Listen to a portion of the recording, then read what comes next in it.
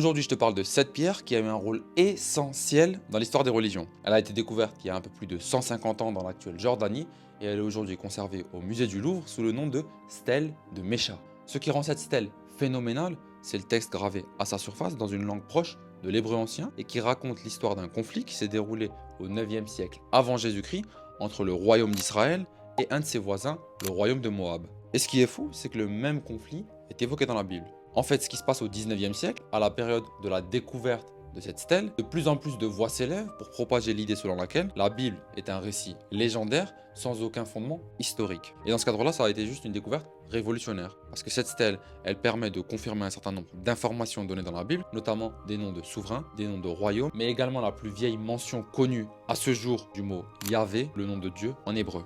Néanmoins, il reste encore quelques zones d'ombre sur cette stèle, dans la mesure où le récit qui est raconté dans la Bible et le récit qui est raconté sur la stèle s'opposent relativement.